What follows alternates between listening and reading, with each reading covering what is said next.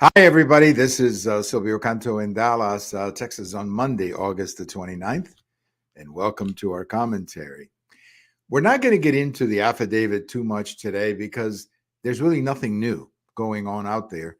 A lot of things are in process, in progress, as they say. So there may be something later today or tomorrow that we can get into. But today, there's really nothing new. So we're not going to dwell on that topic. I will refer you, though, to a very interesting article by Professor Alan Dershowitz. You can get it on the internet. It's pretty easy to find it.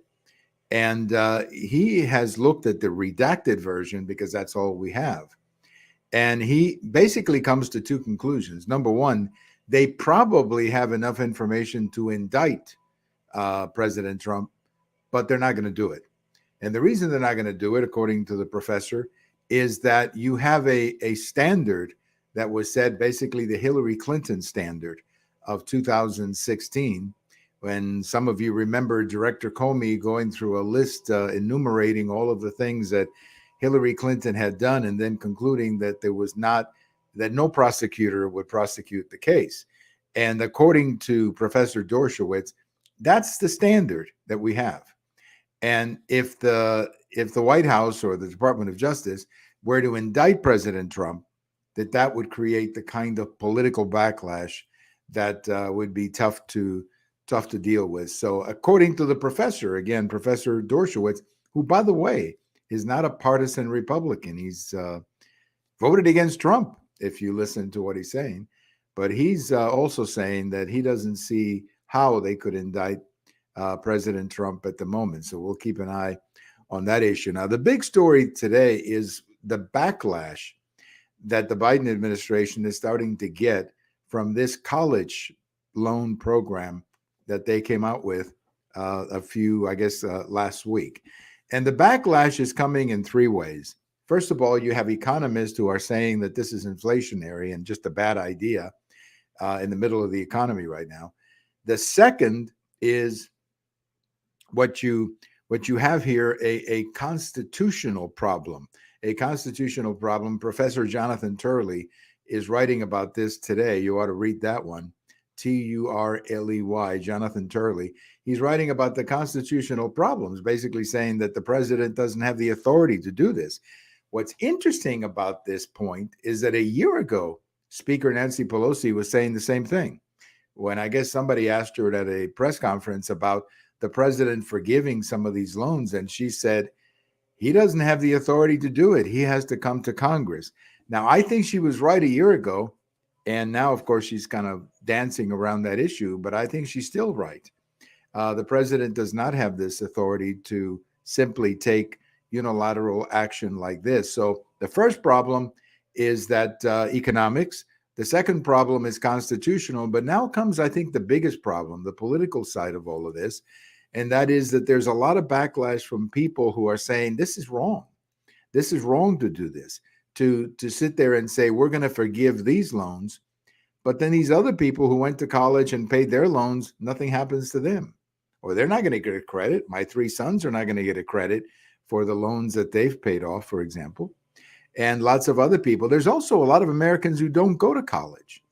And many of them are very successful people. They're entrepreneurs, they're the plumbers, the electricians, the mechanics, the people who do a lot of those jobs and do it quite well and make a lot of money doing it. Well, those people didn't go to college, or maybe they went to a trade school, but they're not going to get anything for their investment. So that's really the problem here. It's starting to get a lot of backlash, as I say, economics, constitutional backlash, but I think the biggest one, the political.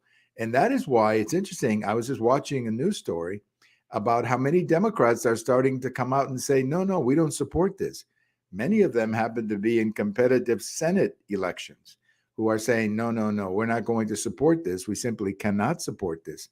And I think that's the problem for the administration right now. The administration has another problem too, and this is so typical, I think, of this administration. They don't seem to be prepared for the questions when they take an action.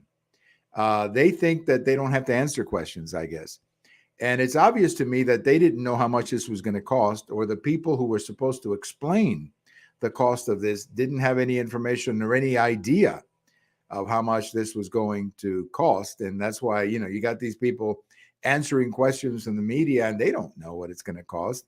And then when they try to answer their questions, they go off on this nonsense about the PPP program of a couple of years ago. Well, first of all, the PPP program, that's one of those COVID related programs. Number one, that was passed by Congress. Remember, the Congress approved that under President Trump. And secondly, that program was intended to keep people on payroll. The whole idea was we're going to give companies this money so they don't have to lay off people when the company is shut down for a couple of months because of the pandemic. I mean, that's an entirely different program compared to this. So they just seem totally unprepared for the questions they were going to get. It's hard for me to believe they didn't anticipate these questions as to how much this was all going to cost. I mean, it's just incredible to me that they didn't, they just had no idea that these, I think they probably knew, but they thought they could get away with it. They thought they could just once again not answer questions. This is a problem with this administration. They think they don't have to answer questions. Well, they do. They do, because a lot of Democrats are basically walking away with all of this. If you're following CNN, something very interesting is happening over at CNN. They seem to be basically redoing the network. Now, it's going to take some time because you don't do this from day to another. But the president of CNN, the new president, maybe not of CNN, but of the organization that now owns CNN, he's basically saying that they want more balance in their programming because they think right now CNN is radioactive to Republicans. In other words, Republicans don't watch CNN or don't go on CNN because they think it's a waste of time to go on a network that is obsessed with Donald Trump. Well, the head of CNN wants to make a change, and he says that CNN has to go back to its roots, meaning being a news organization. I don't know if they can do that, honestly, because they've invested so much in who they are right now. I don't know that they can go back and change unless they're willing to change a lot of faces. Because the problem with CNN is that when you watch that channel, you see the faces of people who are just partisans. And until they change that, I think it's going to be difficult to actually, break through into not just Republicans, but even independents who've tuned out that station. So CNN has a lot of work to do. And I honestly don't know if they can do it, because once people change a habit, once they change a station or change how they watch TV, sometimes it's really hard to flip the channel back. They get used to something else and they forget about what they used to watch or what they used to hate. So CNN has quite a challenge. I mean, a huge challenge in their hands. Abortion. This is becoming a problem for some Republicans. And the reason it's becoming a problem is because the Democrats have very effectively framed the issue. And what they're saying is, oh, those Republicans want to just ban abortion altogether, which is not true. That's not what will happen. But they're having success. We cannot deny it, that they're having success. And I think what Republicans are going to have to do is explain abortion in two ways. Number one, say it has to go to the legislatures. That's the idea of overturning Roe v. Wade. And then in the legislature, there will be compromises, which is what I think is going to happen. I've said this before, and I'll say it again. I think in the next 3 to 4 years, most states are going to have an abortion law that says you can have an abortion, let's say in the first 10 weeks, 12 weeks, 15 weeks, something like that. And then it will be, of course, not allowed after that time. Abortion will continue to exist for incest and rape. And obviously in the health of the mother, there's always going to be that option. But the Democrats have effectively framed the issue, and the media, of course, is helping them. So my message to Republicans is to understand where the country is when it comes to abortion. Most people are somewhere, have a very interesting position on abortion. The majority of people say, yes, abortion should be legal, but it should be restricted to within certain weeks or whatever. That's where Republicans need to be. And that's where I think we're going to be. But right now, the Democrats are effectively saying that if we win, then we're going to ban abortion, which is not true. But that's what they're saying. And they're getting a lot of help, unfortunately, from a news media. So if you're a Republican, you're running, understand that you're not really for banning all abortion. Number one, you want the abortion issue to be decided by the legislature, number one. And number two, you want the legislature to have some window of abortion and limit abortions after a certain number of weeks, which is where most of the country is. That's where most of the country is with respect to the topic of abortion. Well, a couple of things on this day in history. 1936, Senator John McCain was born in Panama. A lot of people may not know this, that John McCain was actually born in the Panama Canal because his father was a general and he was stationed there. So that's where he was born. John McCain passed away in 2018. I voted for him for president in 2008. And I tell you, he would have been a much better president than Barack Obama. Although I know he had some problems with Trump, I honor his service, especially as a POW and overall. And I always thought very highly of John McCain, who was born on this day in 1936. Again, he passed away in 2018. And on this day, here's a little musical note if you want to win a trivia contest.